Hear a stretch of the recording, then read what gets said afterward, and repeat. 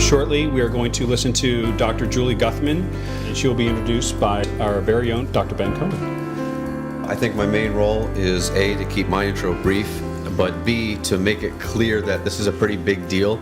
Professor Guthman is joining us from Santa Cruz and is a prolific author, prolific leader, activist, advocate, and pretty influential voice in the food justice movement. Two books in particular, two are outstanding books. Most recently are Weighing In, Obesity, Food Justice, and the Limits of Capitalism, which is a very strong book, a very effective commentary on more than just obesity, although that's the hook that gets into a larger discussion of, I think, some of the themes that she'll talk about today.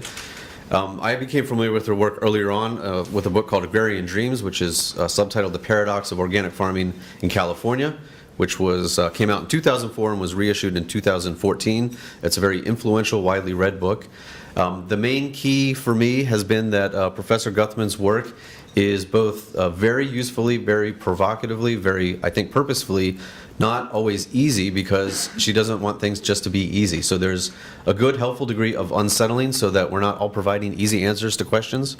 I think even in the title of the talk, and I don't want to anticipate too much of what she's going to say, but we may be familiar with a litany of easy answers of, to quote one of her articles, if they only knew that the answer to all the problems is just knowing where your food comes from singularly. Knowing where your food comes from is certainly important and dramatic and profound, but singularly alone, that's not going to solve the issues that face us. Just make better choices. Just go to a different store. Just eat healthy food. These are often documented conclusions to discussions about local food or food justice that I think are, in many cases, politically unsatisfying. So I want to leave it at that and just clarify that it's a really big deal to have Professor Julie Guthman here in Bethlehem, here as part of this, and I'm very grateful to be able to introduce her, and thank you for coming. Thank you for inviting me. It's really an honor to be here. This looks like to be a great event. So in my remarks today, I want to talk less about what I think, the problems in the food system, because I imagine most of you are quite aware of them.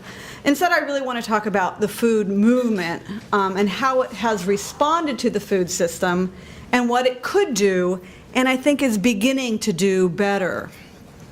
And I'm aware today that a lot of the conversations today are about agency in the food system, so I do hope my remarks will provoke some important discussion and strategizing about how to move forward. So I want to start with the 2014 New York Times column penned by noted food writer Mark Bittman. In his column, Bittman described having a negative visceral reaction to the word foodie. Foodies, he argued, are too often new-style epicures who enjoy watching competitive cooking shows, doing anything to get a table at the latest trendy restaurant, scouring the web for single-estate faro, I don't think I've done that one, or devoting oneself to finding the best food truck. If and when these foodies go beyond the pursuit of gastronomic pleasure, he noted, they tend to put their energies into consumer support for sustainable food systems, such as the purchase of organic and local foods, community-supported agricultural projects, and farmers' markets. This, he suggested, was not quite enough. He went on to say that making good food fair and affordable cannot be achieved without affecting the whole system. These are not just food questions, he said. They are questions of justice and equality and rights, of enhancing rather than restricting democracy, of making a more rational, legitimate economy. Now, as it happens, Bittman's column borrowed a critique that I and other scholars in conversations with activists have been making for a very long time. We've suggested that attempts by foodies and food activists to shift the public's eating habits toward the notion of good food have too often been encased in a politics of conversion that attempts to change individuals' eating habits without understanding the multiple circumstances, pressures, and desires that inform food choices. This is a classic missionary position, if you will.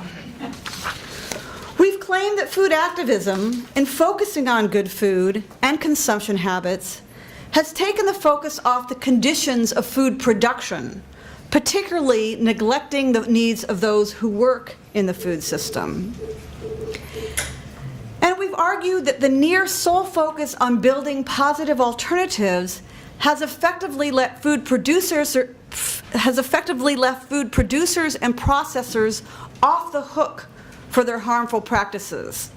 Indeed, it has done very little to undermine the conventional food system. In making these critiques, we have both angered and inspired food activists. Some have suggested that our critiques are disempowering. Some have said that they've known them all along and didn't feel that they could voice them, that they didn't have the power of being in a tenured scholarly position to make such critiques. And some have been motivated to rethink what they do. And food movements have indeed changed in response to these critiques, as well as new opportunities in the world. So today I want to do two things. I want to talk about the origins and development of the food movement as a way to explain how it's become about market-based alternatives, but also to show how it has evolved in response to critiques. In other words, these critiques have been generative, and one of the things I want to do today is kind of defend the use of critique. Then I want to discuss three cases that reflect what I'll call the new food activism, focusing particularly on a battle that motivated my current research on strawberry production in California. I will then conclude by talking about the opportunities of the current moment, particularly in light of the resurgence of political engagement among young people. By way of a plug, I'll say that the case studies will be featured in a new forthcoming edited book that I'm working on with Allison Alcon, who's actually the lead editor. It's called The New Food Activism, subtitled to be determined. So first I want to be clear on what food movement I'm referring to. After all, food activism has been around for a long time. In the US, for example, the pure food campaigners worked hard to remove adulterants in the food system, leading to the Federal Food and Drug Act of 1906. Skipping ahead to 1968, the Black Panther Party began serving free breakfast to poor school children to allow them to do better in school. It was their breakfast program that became the model for the federally funded school breakfast program. The farm labor movement has ebbed and flowed, but at times has succeeded in improving housing and wages for farm laborers, often accomplished through a combination of strikes and boycotts and marches. But the food movement I want to talk about today began around 1973, perhaps not coincidentally in the waning moments of the UFW's success, but also at a time when the environmental movement was having some successes with pesticide regulation, following the publication of Rachel Carson's Silent Spring. And that is the modern organic farming movement. I focus on the organic farming movement because it was so clearly a progenitor of this market-based approach to food transformation that many of us now call alternative food as a kind of a more encompassing term. Now, organic farming as a practice certainly began far before 1973. In the US, it began not far down the road at the Rodale Institute. I use 1973 as a watershed moment because that's when a group of farmers in the United States began defining organic agriculture, and in so doing developed a novel way to regulate agriculture without the support of the government. In the minds of many organic farmers at the time, the USDA had utterly failed to support an agriculture that would conserve soils and reduce the use of toxic materials. So the original organic farmers opted instead to share the techniques they had learned and developed and call what they were doing organic farming, or organically grown. As the organic name came to have more cachet, organic farmers needed to secure markets with a guarantee to consumers that what they were buying was indeed organically grown food. Because every once in a while there would be a scare over a certain illegal use of a pesticide, or new knowledge of the toxic effects of a pesticide, and all of a sudden consumers would clamor for organics. And in response, many producers would all of a sudden become organic by saying, yes, I grow organic food. So this wasn't good to the people who were actually dedicated to organic farming.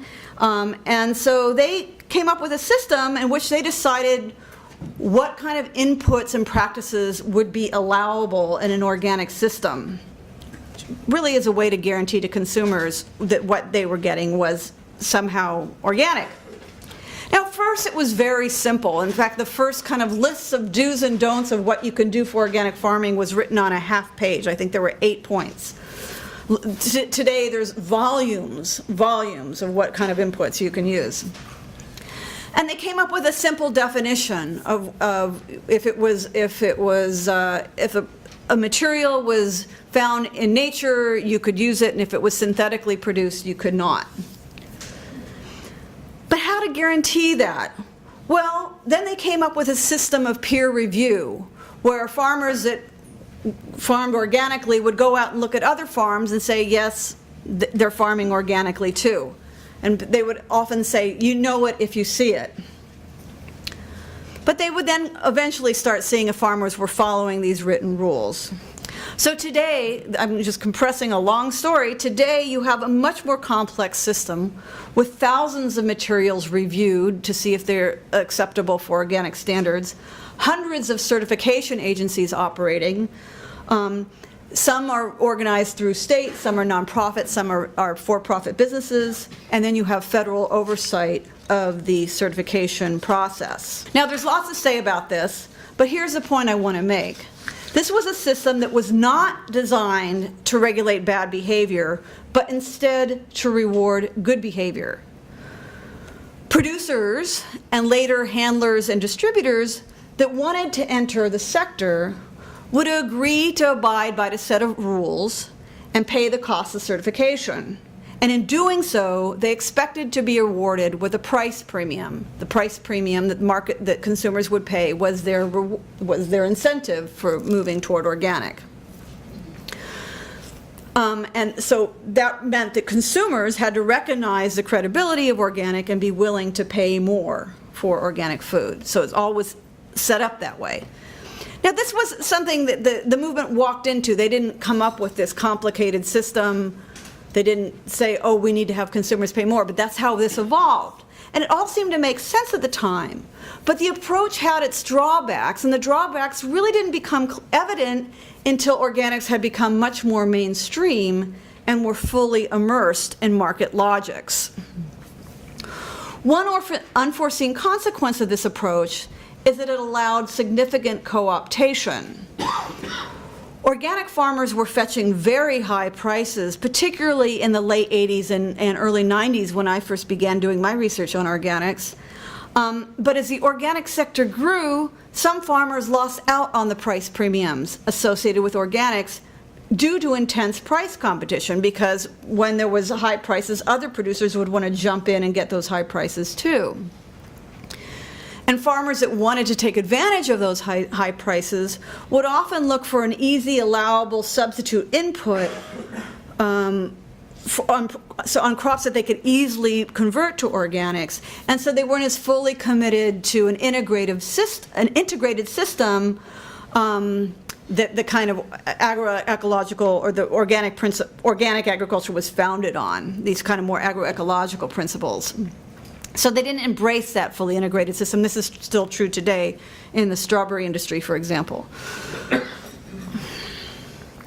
Giants like Whole Foods and then Walmart got into the act and led to further price erosion. And so the original organic farmers didn't like this, nor did others who had hoped for more, that organic would mean more than just a set of materials. Growers in the Northeast, for example, were really unhappy to see organic produce flooding their markets from California. So that kind of provoked some of the first kind of locally grown issues. And you see all these things. Would you rather have local from New York State, for example, or organic from California? So the first post-organic iterations of alternative food focus on ensuring that smaller or more virtuous farmers, because they're not always the same, continue to receive high prices. Now, not all of these relied on a set of standards as did organic, but many did. The thing about standards, though, is that they serve as barriers to entry. By that, I mean they are hard to meet, purposefully hard to meet, and that prevents many producers from attempting to do the right thing. And this has been one of the major points of contention in the organic movement and industry.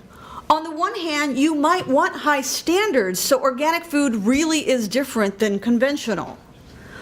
On the other hand, high standards can work against broader transformation.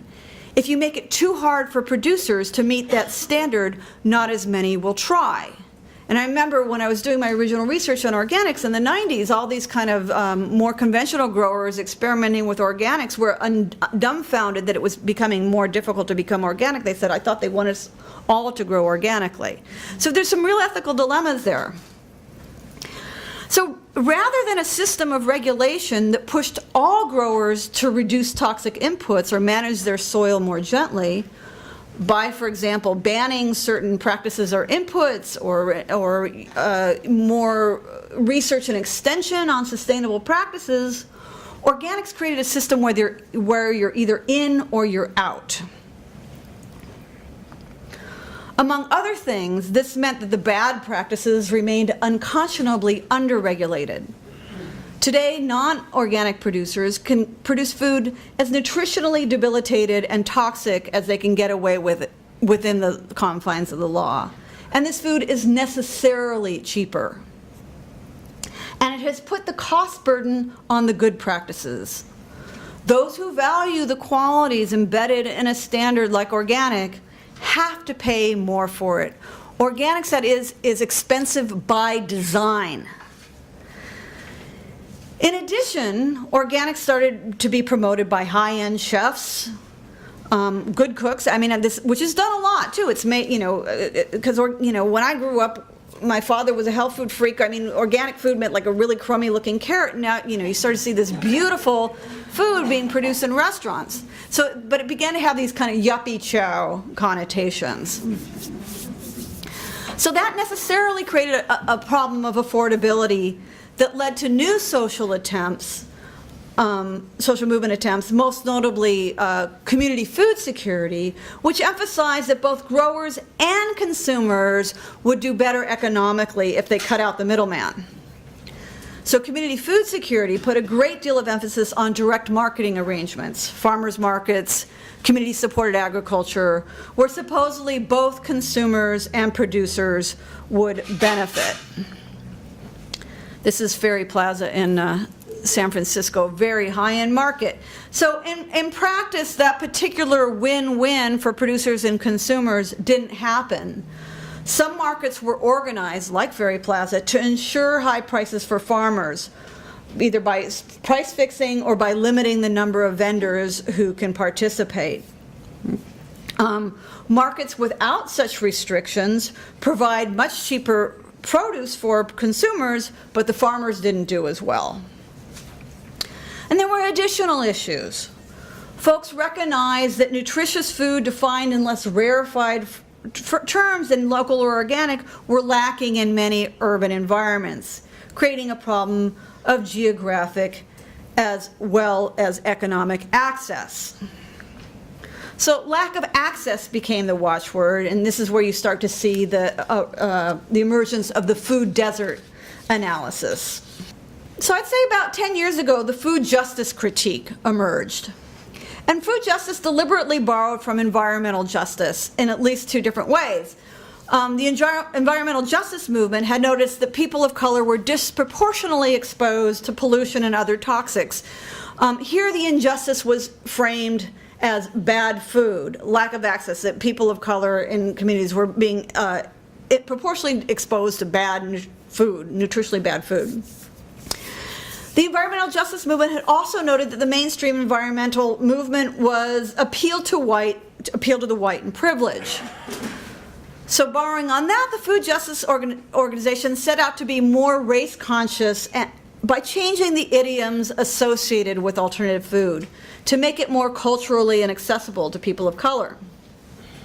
So to address the food desert problem, they set up shops in neighborhoods of color with a focus on getting fresh fruits and vegetables into convenience stores or through produce delivery services, through CSAs that were funded by nonprofits or by foundations to make them more affordable, or through farmers markets.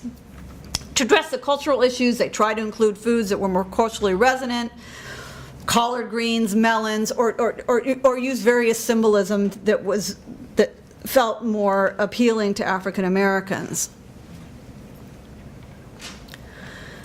With mixed success. Now, this is an urban farm in St. Louis. In more recent years, the food justice movement has increasingly focused on urban farms and community gardens. Here, the idea is to further close the gap between producers and consumers. The urban agricultural movement also aspires to create community and provide a safety net when public entitlements are lacking. Not surprisingly, they have taken hold they've mostly taken hold in communities for which food assistance is not available. So the community gardens have done best in neighborhoods where there's a lot of undocumented Latinos living, who both have a positive history of farming and who cannot get access to food assistance. One of the issues with these is not everybody wants or can grow their own food. Even more recently, food justice activists have borrowed from peasant movements in the developing world and called for food sovereignty, community control of the food system. Now, let me say there's a lot that's exciting about everything I've been speaking about. Clearly, food activism has galvanized young people in a big way. There are more food initiatives in more cities than we could have possibly imagined 20 years ago. Funders are paying attention, giving big bucks to these kinds of activities.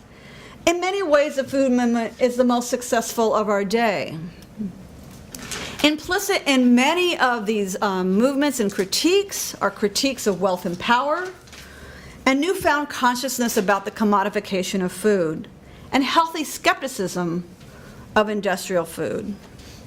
And let's face it, there's a lot more good food, and I happen to really like good food.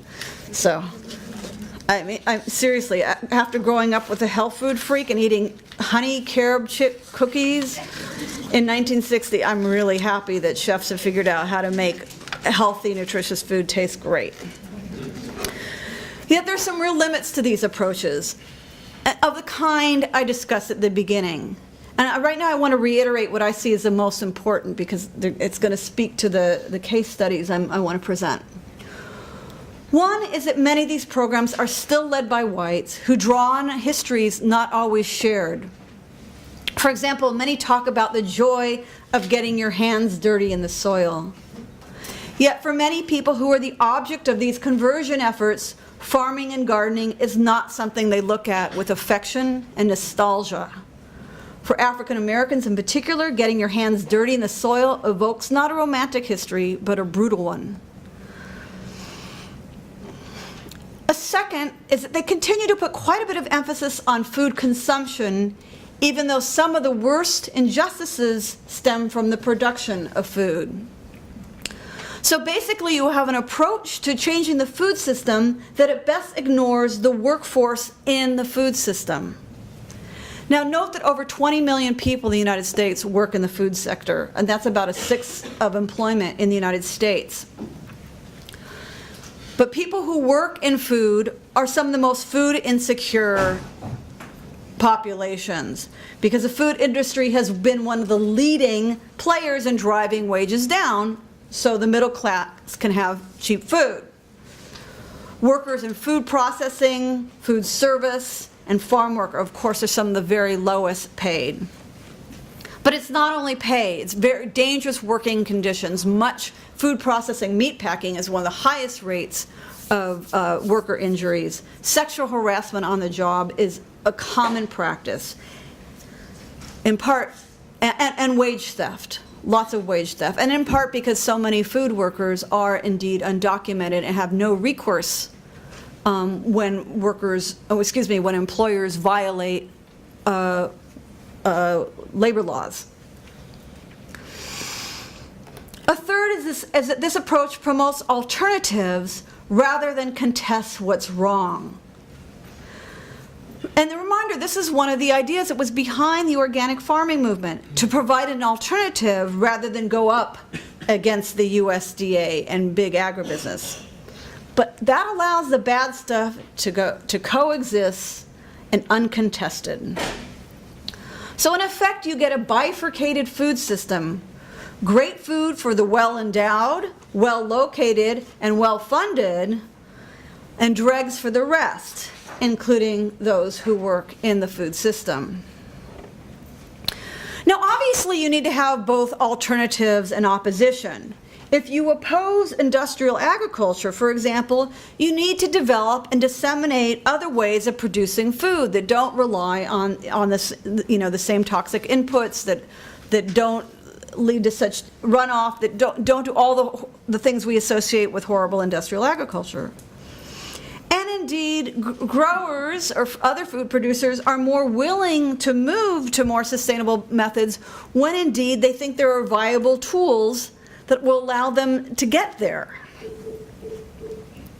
But with some small exceptions, the contemporary food movement has focused almost solely on building alternatives and not contesting the bad stuff.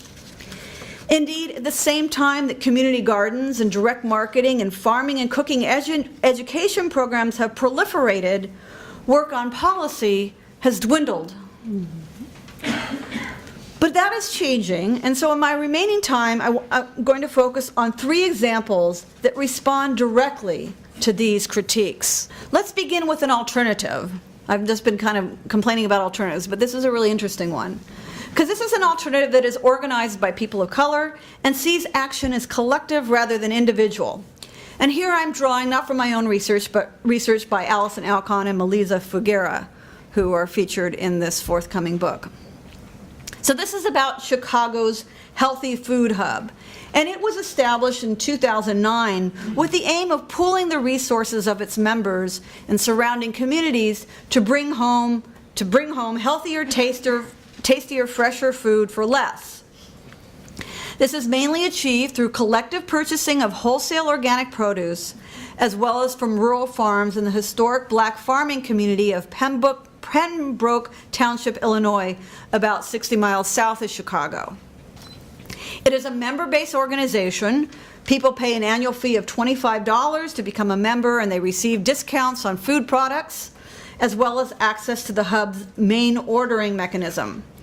Decisions regarding the hub are discussed and made collectively via a monthly stakeholders conference call, to which all members are invited and encouraged to participate. It's important to note that the Healthy Food Hub was not initially conceived as a food justice initiative. It began spontaneously among a group of patients in the care of the hub's founder, Dr. Javunza Wright, an African-American holistic practitioner based in South Chicago.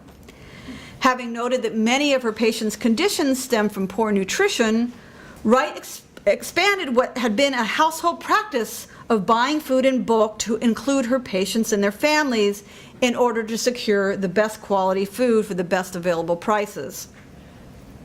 As Dr. Wright states on the Healthy Food Hub's mission statement, to do what is best for our bodies, we must eat as close to 100% organic to rid ourselves of mounting environmental toxins, take in the highest nutrients, and prevent disease. Most of us cannot financially afford to do this going to local retail centers where prices are prohibitive. Buying wholesale in volume allows us all to stay within our budget while getting only the best whole natural foods. Crucially, the strategy of the Buying Club has deep historical roots in long-standing African American practices of collective survival and resistance. The founders of the Healthy Food Hub, as well as many of its older members, came to Chicago with their respective families from Mississippi during the 1950s and 60s. Many remember collective food purchasing as a routine family practice and a vital strategy in the process of rural-urban chain migration. Collective buying also carries a specific political history for Chicago's black migrants, many of whom migrated from the Mississippi Valley, where the populist Colored Farmers Alliance organized purchasing cooperatives to, quote, resist the power of white creditors during Reconstruction. Thus, while buying clubs are not particular to African Americans, they had a strong history in the black farming communities of the Mississippi Valley and were already a familiar part of the cultural and social practice of many Healthy Food Hub members. This may be one of the reasons why the Hub has been so successful at enrolling and engaging its members, while other alternative food organizations working in similar communities of color have struggled.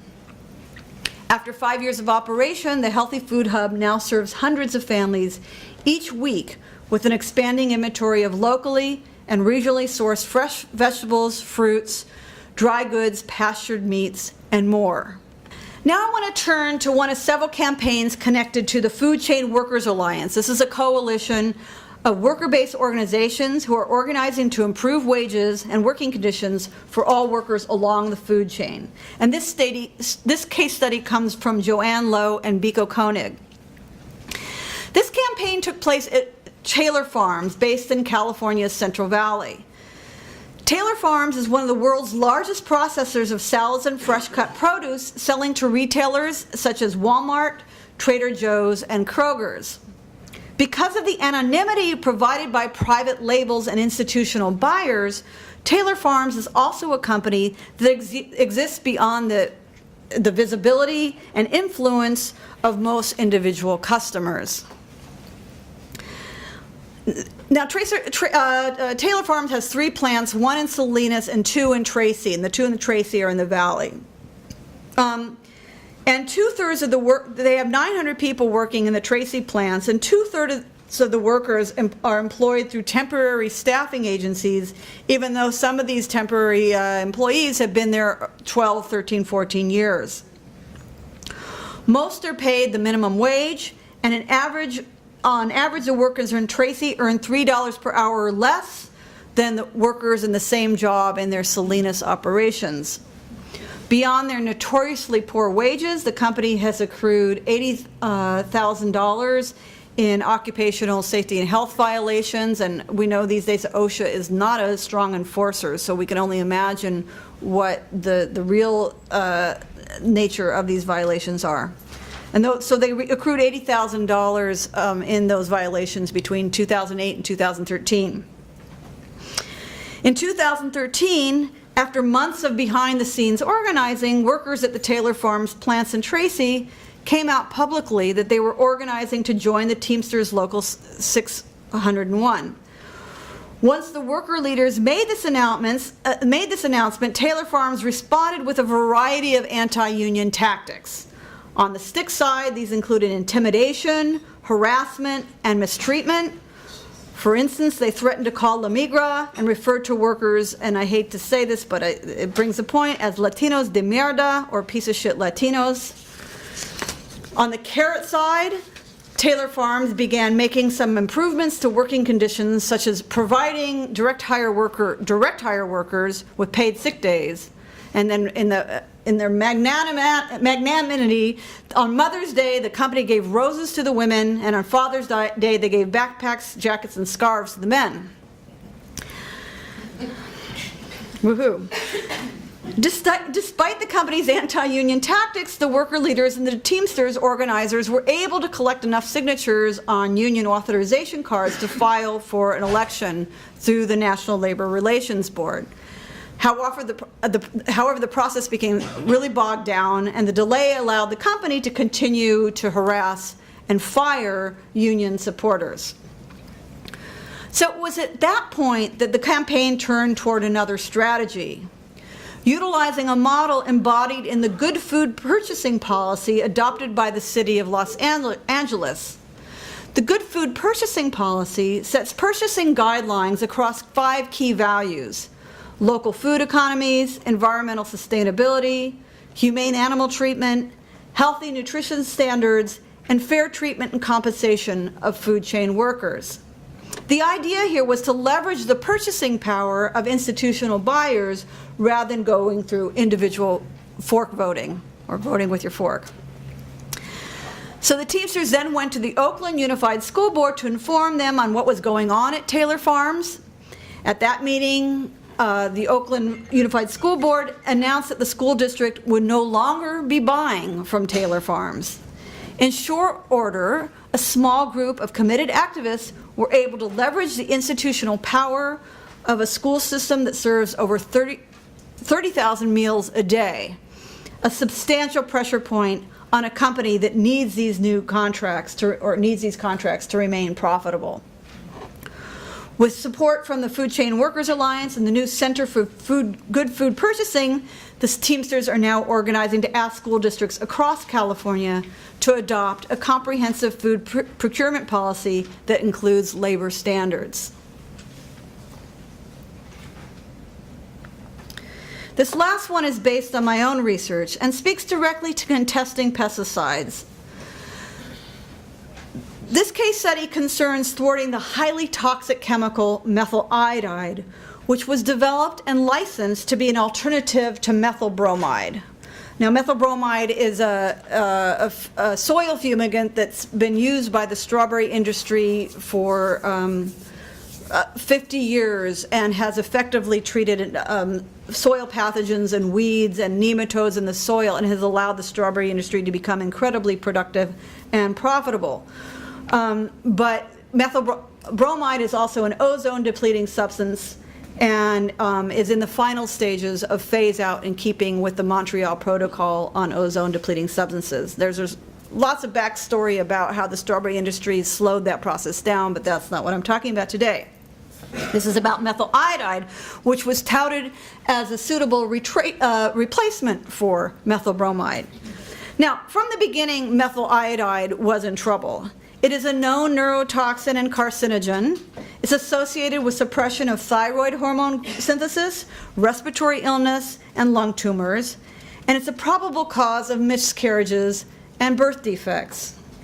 It's even used to induce cancer in laboratory rats. Now, early on, over 50 scientists, several of them Nobel laureates in chemistry, wrote a letter encouraging the US EPA to deny registration. There was some slowdown, but eventually the US EPA did allow methyl iodide to be registered as an allowable chemical. But things were much trickier in California, which has a number of state environmental laws that go beyond federal standards. So in California, activists were able to both play on the foibles of a key regulatory agency and the weakness of the company that owned the chemical.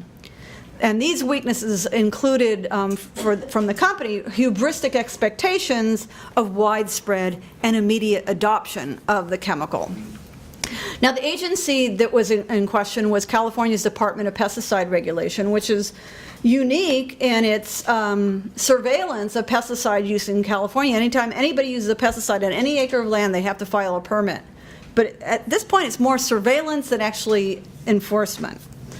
So DPR, that's Department of Pesticide Regulation, at the head of that agency at the time of the methyl iodide fight was an appointee of Governor Schwarzenegger, you know. But really, he might look good compared to who might be our next president. I hope not. Okay. In compliance with regulations, DPR commissioned its reports from its own staff and an external review committee to look at the toxicity of methyl iodide, and both panels agreed that the chemical was far too toxic. Neglecting these recommendations, in April 2010, then the director of DPR, Marianne Warmerdam, announced her intent to register the chemical. By the way, she went on to work with Clorox, talking about revolving doors. So this announcement, when she announced her intent to register, this was a necessary kickoff to a required public comment period. So following this announcement, activist organizations, including anti-pesticide, environmental, public health, and farm worker groups, mounted a major internet campaign to encourage members of the general public to comment on methyl iodide registration. DPR received an unprecedented 53,000 comments, with all but a handful opposing registration of the chemical. Now, some of these comments didn't really understand the action of the chemical.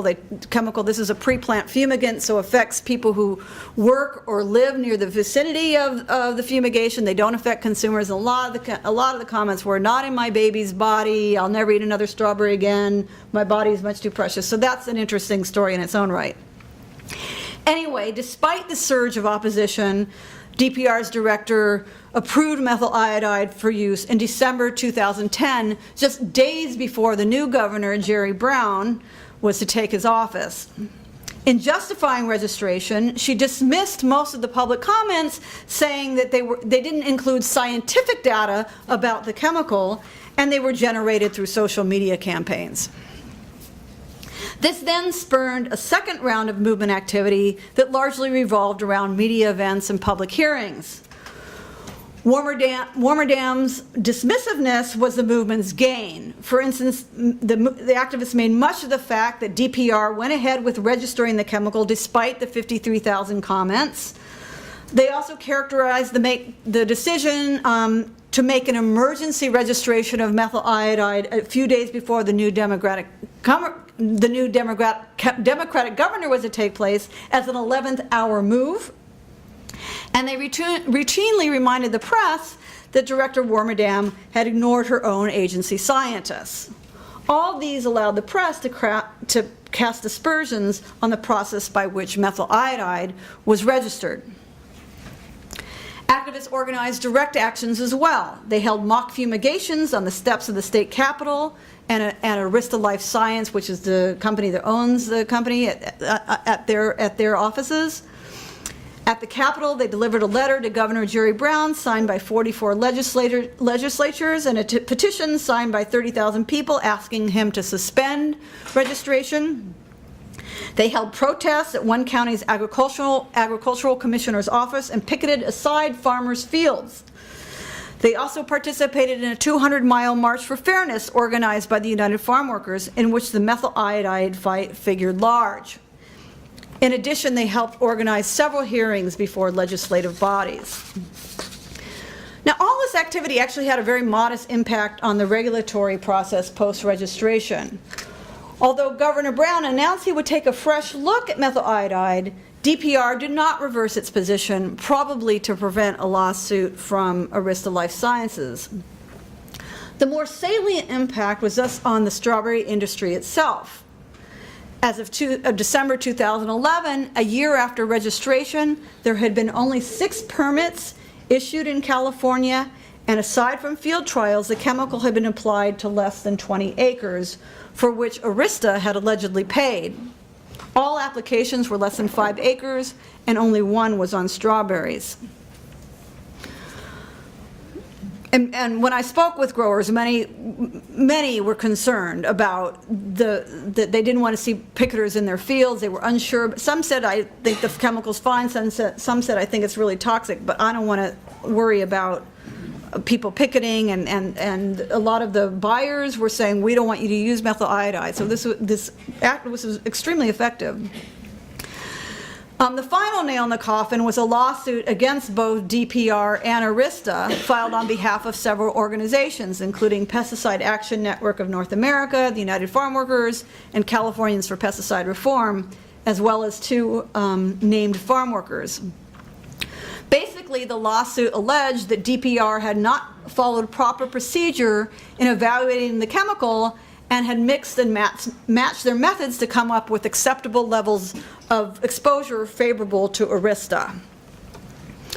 During the hearings, the judge made many statements suggesting he was going to rule in favor of the plaintiffs. Just before he was about to rule, Arista announced it was withdrawing methyl iodide products from the U.S. market and had voluntarily canceled its registration with DPR. The company had, in fact, issued a press release the previous day stating it was withdrawing the chemical from commercial use owing to its economic non-viability. And that was the end of methyl iodide. So what do these campaigns tell us? They tell us it's possible to work in collectives, that it's possible to organize. It's possible to be oppositional. It's possible to win. It's possible to have people of color lead, and it's possible not to use market strategies. It's possible to be political. So I want to end by talking a little bit more about the politics of the possible. Now, many of the arguments and critiques I've developed over the years about food movements have come in conversation, yeah, that's one on the left's good, huh? Have come in conversation with my students. For the last 13 years, I've had the really great honor of teaching in a program that's based around a 6-month full-time field study in social justice and social change. And this is in a program called Community Studies at UC Santa Cruz. As a person who works with students interested in food and agriculture, I've been able to closely track what kinds of social change opportunities are available and what kind my students are interested in. Many of my students have ended up in projects where the aim is to teach low-income people of color what to eat or how to grow food. When I've pressed them on these inclinations and asked them why they're not more interested in public action, I've heard many times over that to focus on alternatives is easier and more fun. But they've also said that affecting policy or changing corporate behavior seems impossible. But that was before Occupy Wall Street and Black Lives Matter, movements that have changed the public conversation. Really, what a difference a few years makes. So at the risk of being partisan here, I want to suggest that the exception-dashing Bernie Sanders candidacy would not have been possible without the Occupy movement. It was the Occupy movement that gave us the lingo of the 99% and the 1% that have stuck with us. It was this movement that brought inequality and the wealth gap back into the conversation and back into the mainstream of the Democratic Party platform. It is this movement that has made living wage campaigns thinkable in a big way. As for Black Lives Matter, without it we wouldn't have either Democratic candidate talking about a failed criminal justice system, the social costs of incarceration, and the everyday racism that people of color continue to experience. And we wouldn't have the public ready to talk about how public colorblind activism works to inscribe white privilege. What I'm suggesting here is that these two movements correspond closely to some of the critiques of the existing food movements. The colorblind discourse of, I'm glad Ben mentioned it, if they only knew where their food comes from, somehow the food system would change. They appeal to markets and profit-making as a way to solve problems. And therefore, these conversations and these movements provide new opportunities for food movements to address some of the underlying causes of food inequities, income and wealth inequality, insufficient health and safety regulation, immigration policy, regressive taxes, and to show how these are connected. By the same token, the food movement brings opportunities to these other movements.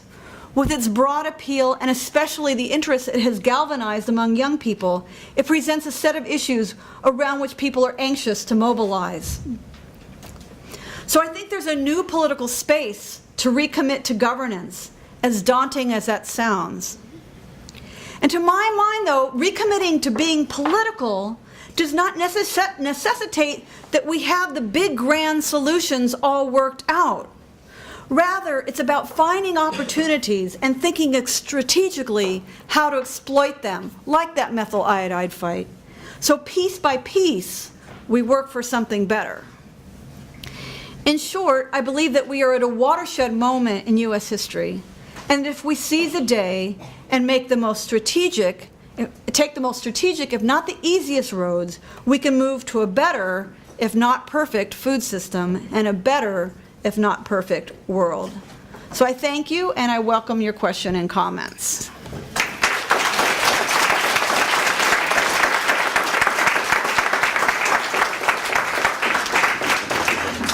Well, yes, one of the things that made the methyl iodide fight possible is a change in regulators. It turns out the new person who is the head of DPR is a former organic farmer.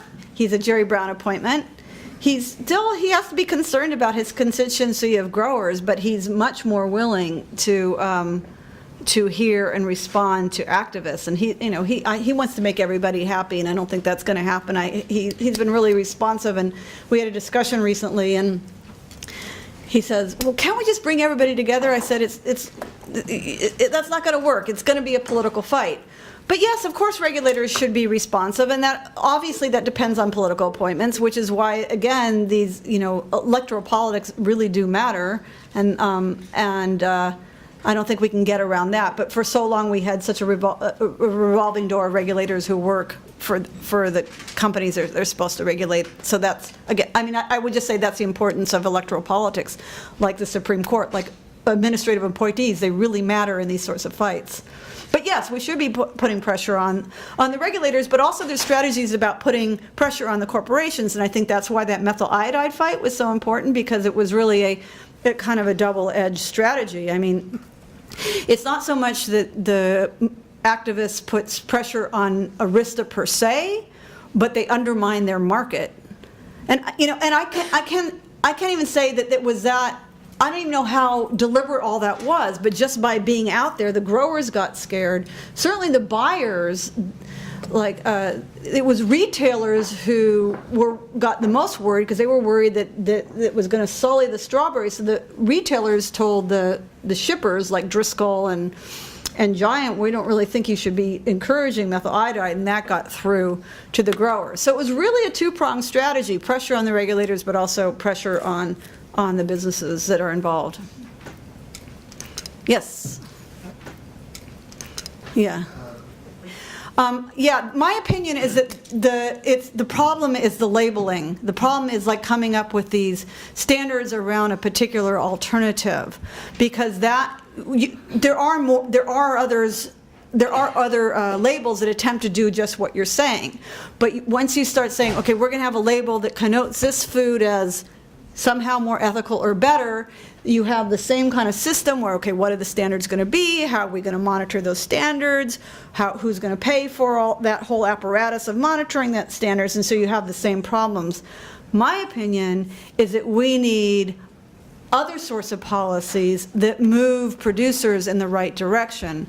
And that can be technology forcing regulation, like methyl iodide. I mean, like this fight against the chemicals. I mean, because one of the things that happen is when growers, I've seen this a few times, when growers are really scared about losing a tool, they're going to start looking at how to farm with more sustainable methods. I think we need much more emphasis on research extension around viable alternatives. So it's just a kind of whole other way of thinking about it, rather than coming up with another category of food where, like, once you have that category, you have to have the system of regulation defining that category, and I think that's the heart of the problem.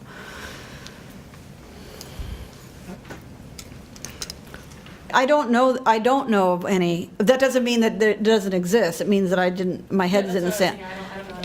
I don't know. I mean, it seems to me that most of the pressure or most of the activity has been trying to sustain and increase our existing food assistance programs.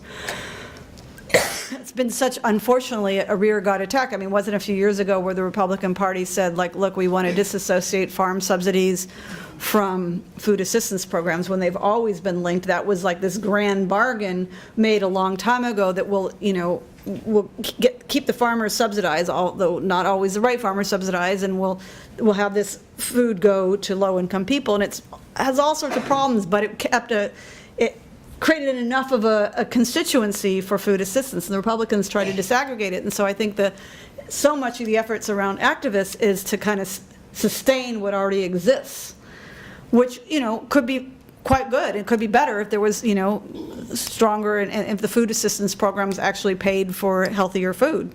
I mean, have enough money for people to buy healthier food. Yes.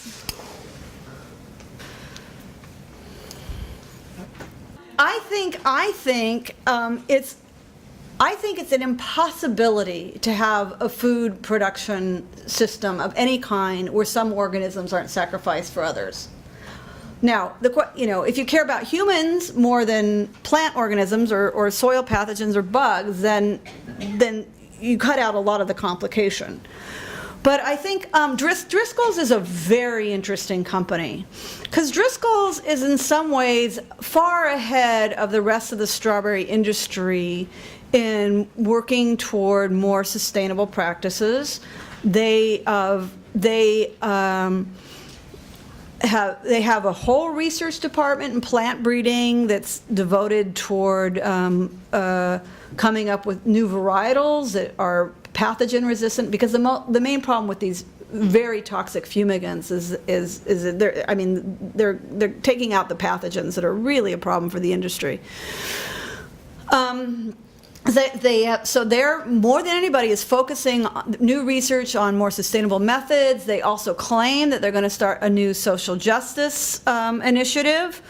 And yet, Driscoll strawberry varieties are all proprietal, right? So that means that only growers that sell for Driscoll, who have to pay a lot of money, a big license fee to use their strawberries, can get a hold of these varietals that they claim are tastier, but possibly will be pathogen resistant. So you have a very awkward system where you're not coming up with a kind of a more public way of growing strawberries more sustainably. It's going to be highly privatized. So there's that issue. There's many organic growers. There's many strawberry growers converting to organics through the Driscoll program.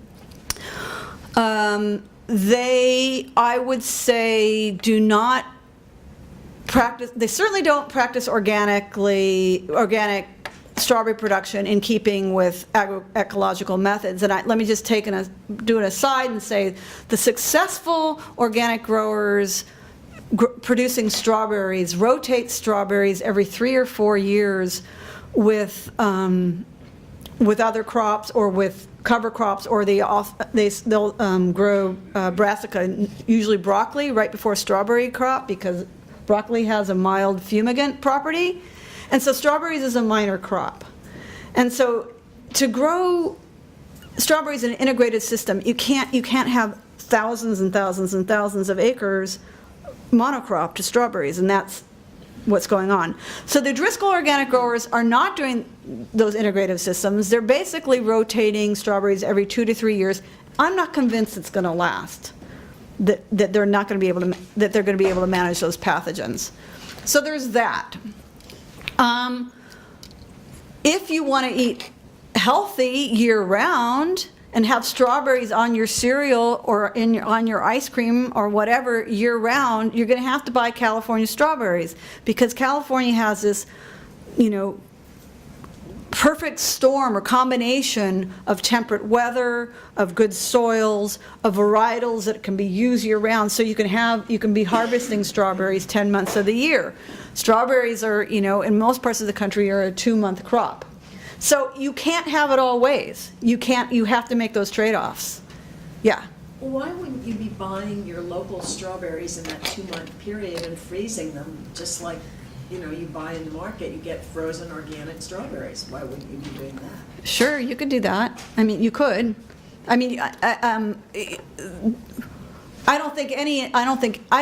wouldn't know enough about other local production systems. I'm sure they use their chemicals, but there's kind of nothing like what's going on in the California system. So yes, you could do that. But you get frozen strawberries, which aren't as tasty as fresh strawberries, and right. Compromise. Right. Yes. Well, I guess where I would leave it is to say this. Even if there is a kind of cultural difference, what does that leave us in terms of a politics? Because today that brings us back to this kind of politics of conversion, to say, you need to be more like the French. You know what I'm saying? I mean, and that's like, I think that so much of the food movement has like saying, look, here's a group of people, or here's me, and I eat well, and I'm, and you need to be more like me, or you need to be more like this group of people that does it right. And I think that's so deeply problematic. So I guess that even if that's true, I don't know, I think you have to be really careful about what that leads to as kind of the solution of where to move forward. I think that's the best way I can end it. Thank you. Okay. Thank you. Thank you very much.